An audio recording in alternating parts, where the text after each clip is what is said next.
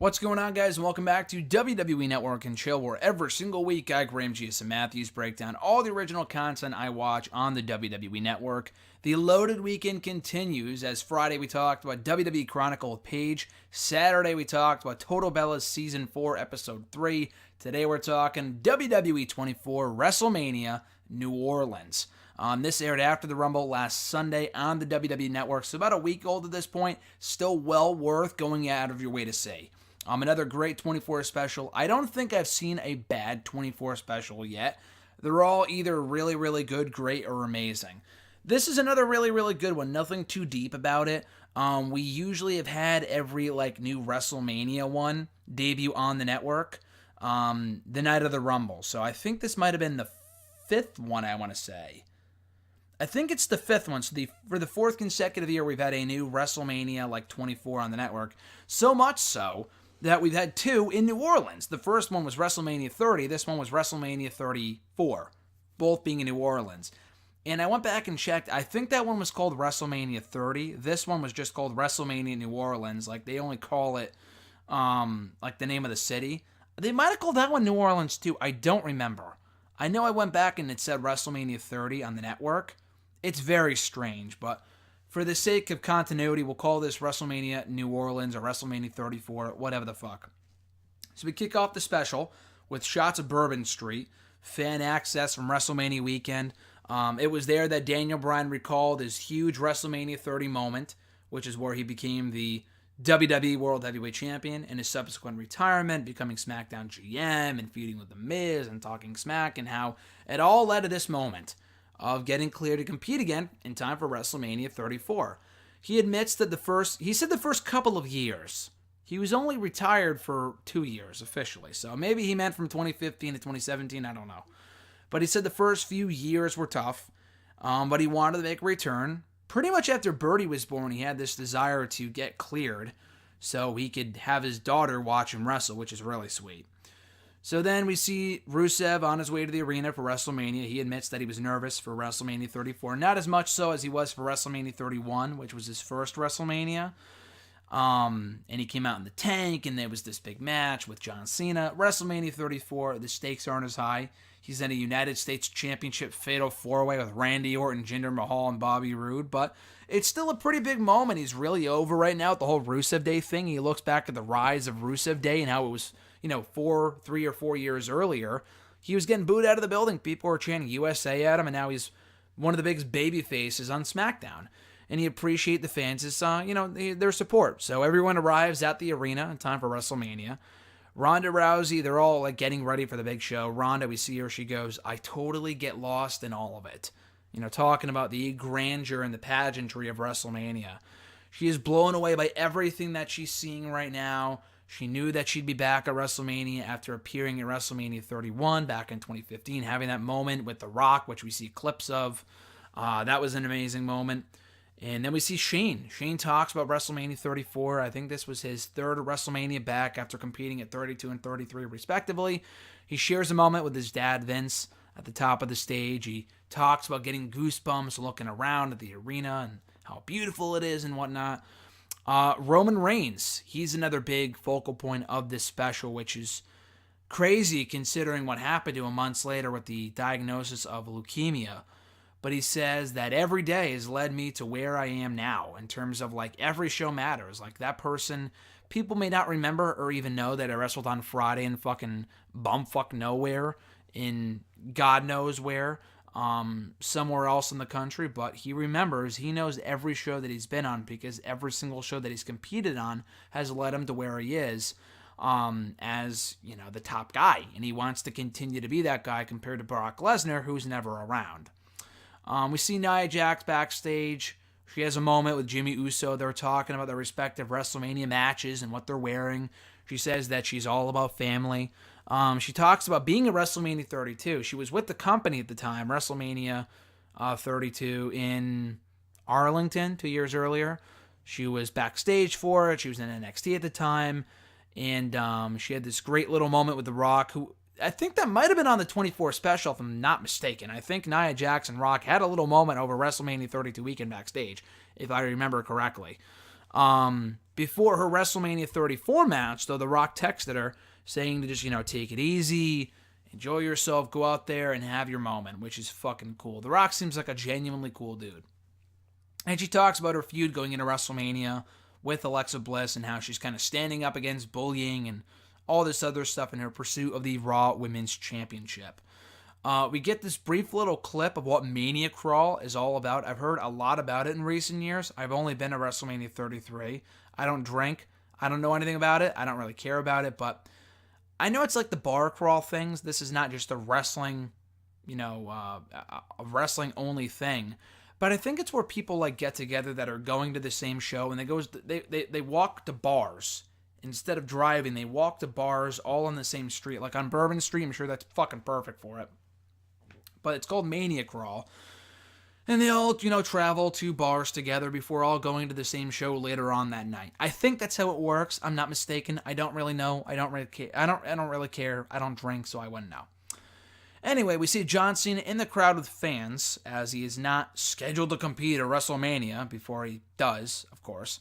But he's taking pictures and videos with fans. Cena, another guy that seems genuinely cool to hang out with. So that was awesome. Seth Rollins wants to live up to the legacy of great Intercontinental Championship matches at WrestleMania, let alone in the opener. There's a lot of pressure on him to do well. Even Michael Cole says, he goes, we've had a lot of great matches kick off WrestleMania over the years, but, these guys, The Miz, Finn Balor, and Seth Rollins, they are the perfect trio of guys to kick off WrestleMania. And they had an awesome match. I thought they fucking went out there and killed it. Vince even congratulated Rollins afterward, and Rollins said, I gave it everything I had. I'm proud to wear the title, and I can't wait to make it as prestigious as it deserves to be. And he also had that whole, Game of Thrones gear. I forgot to write that down here, but yeah, he had the Game of Thrones entrance. I don't watch Game of Thrones. I thought it was awesome, though. It was a great entrance, but didn't really appreciate it as much as other people did, just because I don't watch the show. For Rusev's match, for the U.S. title, Lana, sprinted from one end of the arena to the other just to watch her husband's entrance. She didn't want to miss it after competing herself earlier on in the evening in the WrestleMania Women's Battle Royal. Rusev goes, that was my moment out there. That was my moment. Rusev didn't win the match, but his parents were there. They were very proud of him. They were smiling from ear to ear in the audience. And then it's time for the mixed tag team match with Ronda Rousey teaming up with Kurt Angle against the Authorities, Triple H, and Stephanie McMahon. Rousey sees Big Show beforehand. He tells her, just go out there and have fun, breathe, just learn to breathe.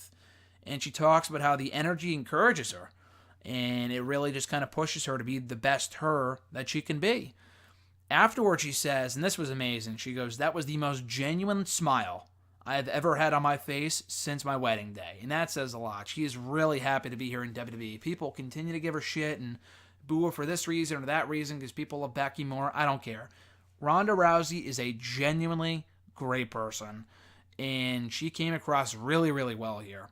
Even Shawn Michaels congratulated her after the match, which I thought was awesome. Then they show highlights of John Cena and The Undertaker from that night, which went all of 2 minutes. They play more highlights to the song of Be Ready by Zayd Wolf, the same artist who did the theme song for the Royal Rumble just last week, which I think was called We Got the Power. I think it was called. So they show highlights of the SmackDown Tag Team title match with the Usos, the Bludgeon Brothers, and the New Day. They show highlights of Braun Strowman winning the Raw Tag Team titles with that 10-year-old Nicholas from the bar. They show highlights of AJ Styles and Shinsuke Nakamura for the WWE Championship and Nakamura's awesome entrance. Not much more love beyond that. We see highlights of Charlotte and Asuka for the SmackDown Women's Championship. And then we see the Raw Women's Championship match with Nia Jax getting emotional ahead of time, and then she wins the championship, and she talks about, it didn't feel real, it was such a great moment. And then Braun Strowman congratulates her afterwards and calls her a role model. It's a really cool moment. I don't care for Nia Jax. I think she's an awful wrestler, but as a human being, she seems really nice. And this was her moment. She was really happy to have gotten it, so that's pretty cool. Then we get to the tag team match with Daniel Bryan teaming up with Shane McMahon against Kevin Owens and Sami Zayn. Bryan's first match back in several years, in 3 years. Bryan sees Bray beforehand, who gives him some pointers and tells him to stay calm and have fun, be excited.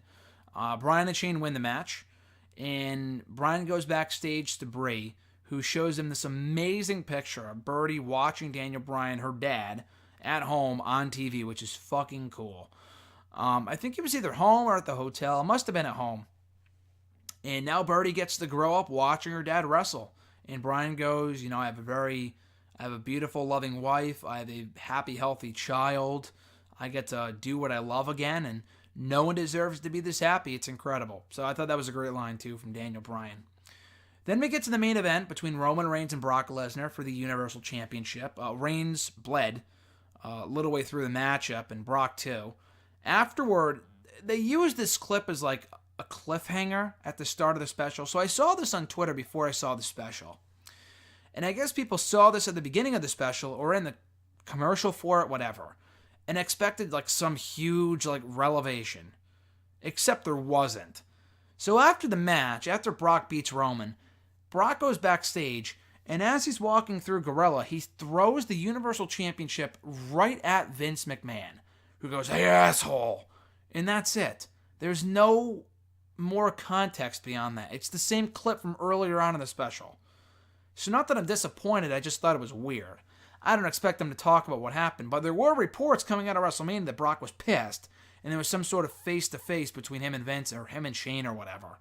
So that actually did happen. I don't know what the context behind it was. Maybe because the match sucked or something. But it was quite the sight to see, to say the least. Anyway, so Roman goes, sometimes it's scary not knowing how much longer I can do this. And this was well before all the leukemia diagnosis shit came about. Apparently he received multiple stitches, multiple staples. He goes, "I just hope people can see I'm willing to do anything." It's like the guy is really, not that he's desperate, but like he genuinely wants people to like him.